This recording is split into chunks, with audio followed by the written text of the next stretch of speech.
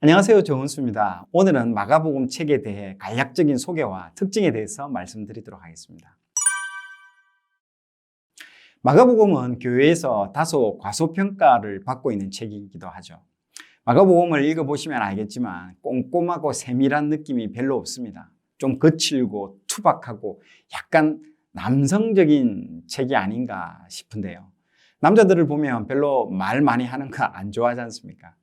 그래서 마가복음 장수도 16장까지 밖에 없습니다. 다른 복음서에 비해서 너무 짧아요. 하늘을 두루마리 삼고 바다를 먹물 삼아도 다 기록할 수 없다는 그 찬송가 가사처럼요. 예수님 이야기인데 써도 끝이 없을 것 같은데 왜 이렇게 짧게 끝냈나 싶죠. 뭔가 이상합니다. 그래서 그런지 초대 교회 교부들도 다른 복음서에 비해서 이 마가복음을 덜 인용하기도 했다고 합니다. 그래서 어거스틴은 마가복음을요, 마태복음의 요약본이다 라고 말할 정도였습니다. 그런데 19세기에 들어오면서 대전환이 일어납니다. 마가복음이 제일 먼저 기록되었다는 것을 알고 완전히 전세 역전, 큰 전환점을 맞이하게 됩니다. 마가복음이 마태복음의 요약본이 아니라 마가복음이 오히려 오리지널이고요.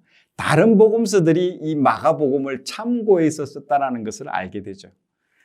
마태가 마가복음을 보고 예수님 이야기를 이렇게도 쓰는구나 하면서 나도 써야겠다라고 하면서 쓴 거겠죠. 특히 공간복음인 마태, 마가, 누가는요, 모두 형식이 다 비슷합니다.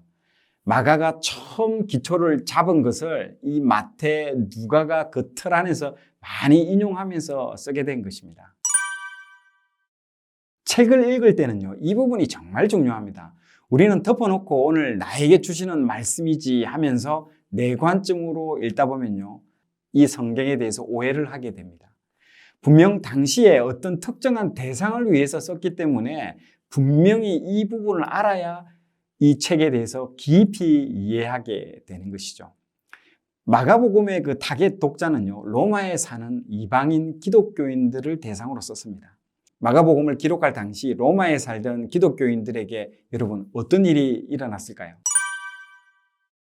바로 로마 황제 네로에 의해서 교회가 대학살을 경험하고 있던 때였습니다.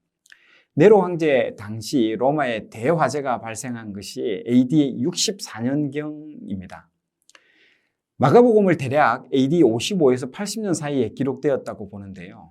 아마도 네로 황제 당시 로마 대화재 이후 65에서 70년 사이가 아닐까 추측해 봅니다. 네로 황제가 불을 질러서 로마 대화재가 일어났다는 소문이 로마에 막 돌게 되자 민심이 흉흉해집니다. 그러자 이 화살을 누군가에게 돌려야 하는데 그때 딱 기독교인들이 눈에 들어오게 된 것이죠. 그래서 이 모든 자기에게 오는 그 어떤 그 화살들을 딱 기독교인들에게 다 뒤집어 씌웁니다. 그래서 기독교인들이 산채로 불태워지고 사자밥이 되는 그 순교의 역사가 일어나게 되는 것이죠. 바로 이때 베드로와 바울도 순교하게 됩니다. 초대교회의 큰 어른 두 분을 모두 잃게 된 것이죠. 자, 여러분 상상해 보십시오.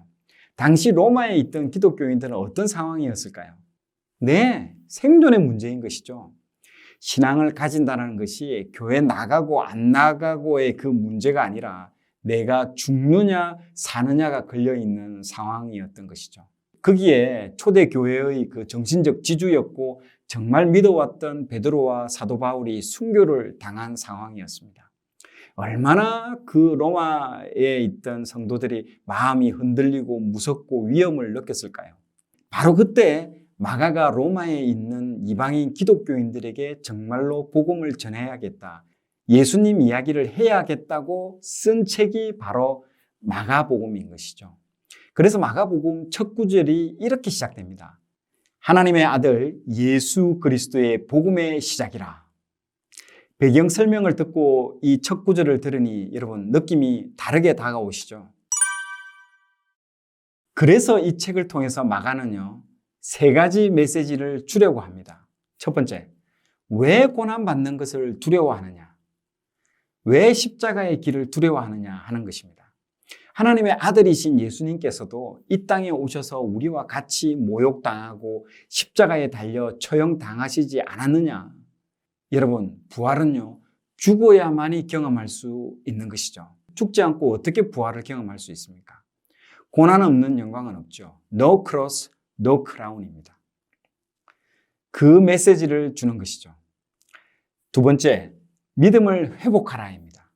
그리고 또 하나는 네로의 박해를 경험한 로마의 초대교회 공동체에게 그들의 연약해진 신앙을 지적하고 믿음의 회복을 촉구하기 위해서 이 책을 쓴 것이죠.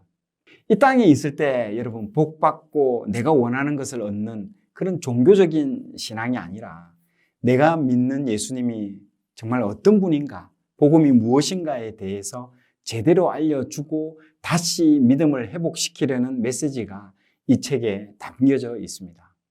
여러분, 마가복음을 읽을 때 이런 자세로 대하지 않았나요? 마태복음 다 읽고 나서 아이고 똑같은 얘기 또 읽래 하면서 지루한 느낌을 가질 수도 있고요. 4개의 복음서 중에서 그래도 제일 짧고 빨리빨리 재밌게 읽어 나가는 책으로 아마 인식했을 수도 있을 것입니다.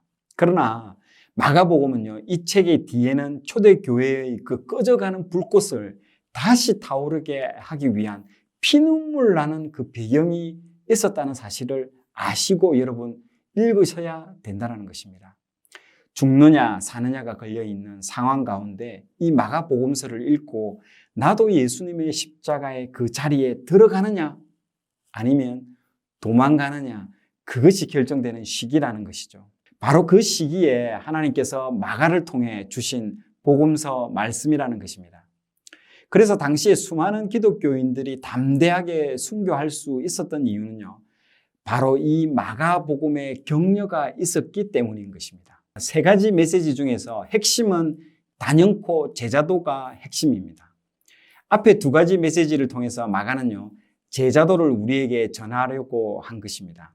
로마에 있는 이방인 기독교인들이 복음의 적대적인 환경에 살고 있었습니다. 그들에게 예수님을 따르는 제자도의 의미를 알려주려고 한 것이죠. 마가복음은 곳곳에 하나님의 아들에 대한 말씀을 많이 하고 있습니다. 예수님 세례 당시 하나님도 그렇게 말씀하셨죠. 그리고 더러운 귀신도 하나님의 아들이라고 말했죠. 마가복음 책 마지막 부분에 예수님의 죽음을 지켜본 백부장도 그렇게 고백하죠. 예수님의 죽음과 부활을 염두에 두고 제자들을 어떻게 가르치시고 돌보시는지를 보여주고 있습니다. 당시 이방인 기독교인들 뿐만 아니라 우리에게도 하나님의 아들이신 그분의 참 제자가 되도록 도전하는 제자도를 강조하고 있는 것이죠. 한 예로 귀신을 내쫓는 권능을 주셨음에도 귀신 들린 아이를 고치지 못하는 제자들을 향해 믿음이 없는 세대라고 질책하셨습니다. 마음이 둔해져 깨닫지 못하는 그들의 믿음이 수로보니게 이방 여인의 믿음보다도 더 못하다고 대조시키면서 제자들에게 믿음을 가르치고 계십니다. 마가복음이 다른 책과 확연히 구별되는 것은요, 종으로 오신 예수님을 부각해서 보여준다는 것입니다. 종으로 오셔서 우리를 죽기까지 섬기시는 모습을 보여주시죠.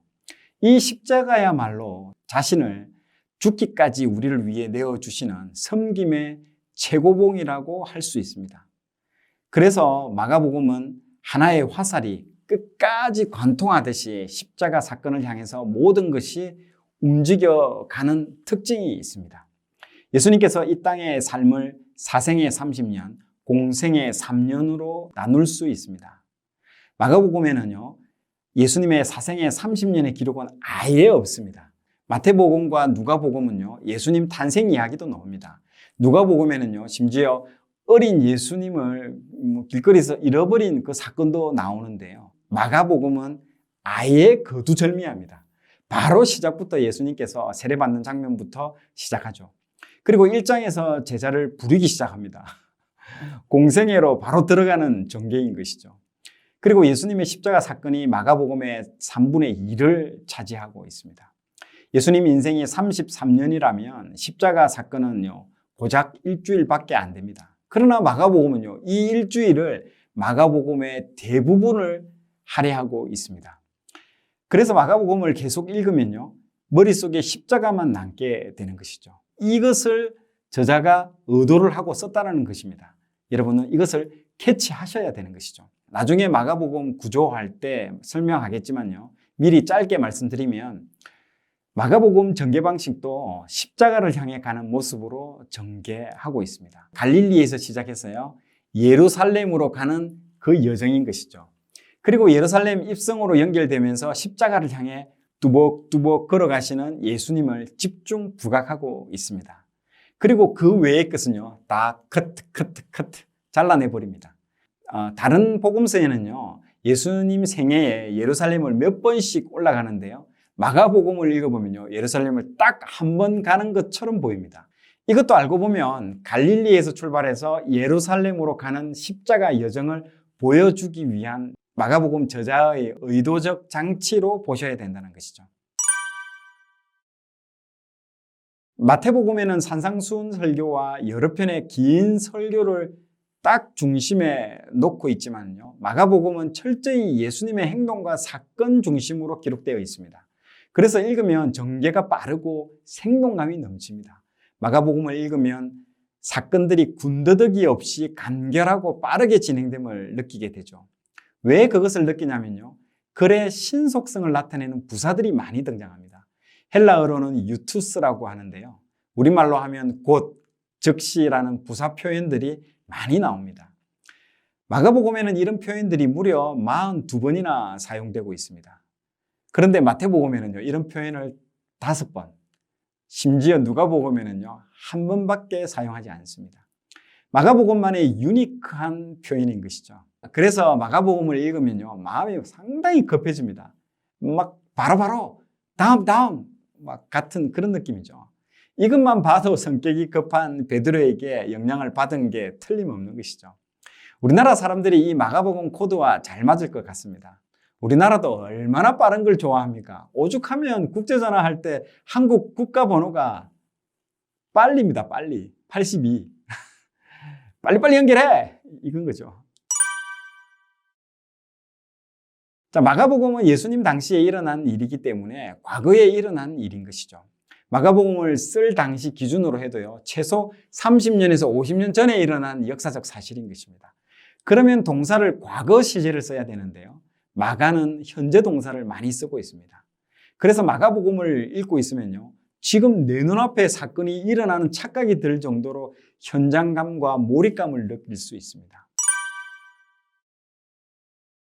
마가복음이 16장밖에 없어서 마태복음, 누가복음에 비해서 분량이 적습니다.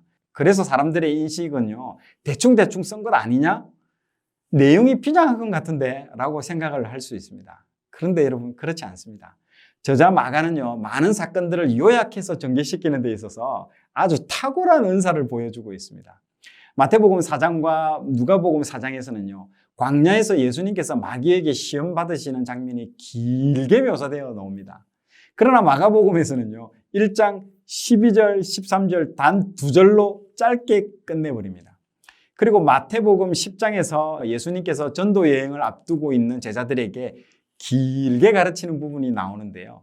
마가복음에서는요, 6장 7절과 13절에서 요약해서 기술되어 있습니다. 그런데 모든 사건을 다 요약하고 간략하게 다룬 것만은 아닙니다. 마가복음 6장에서 오병이어 사건이 기록되어져 있는데요. 그 기적이 일어난 장소의 그 잔디 색이 푸르다고 묘사한 것은요, 사복음서 중에 마가복음밖에 없습니다. 마가복음 8장에서 베세다에서 맹인을 고치실 때 다른 복음서에는요, 간략하게 기록되어 있지만요, 오히려 마가복음에서는요, 눈에 침을 뱉으시고 그에게 안수하시고 그리고 또 한 번 안수하시는 2단계 과정을 거치는 자세한 묘사를 하고 있습니다. 이런 것은 저와 너무 비슷한 것 같습니다. 저도 일반적인 그런 대부분의 어떤 사건들을 잘 묘사하지 못하는데요. 그런데 어떤 특정한 기억에 있어서는요, 아주 디테일하게 제가 묘사하곤 해서 깜짝깜짝 놀라게 해주고 있는데요. 이런 것은 저와 너무 닮은 것 같습니다. 그러나 마가는요, 전반적으로 요약을 함으로 해서 인간들을 죄에서 구원하시기 위해서 십자가를 향해 움직이시는 그 예수님의 움직임에 의도적으로 딱 초점을 맞추고 있습니다. 오늘은 마가복음 책의 간략적인 부분들을 설명해 드렸고요. 그리고 마가복음 책 특징에 대해서 설명을 해 드렸습니다. 오늘은 여기까지 하겠습니다. 감사합니다. 자, 오늘 내용이 좋았다면 좋아요, 구독 부탁드리겠습니다. 좋아요, 구독, 알림 설정은 콘텐츠 제작에 큰 힘이 됩니다.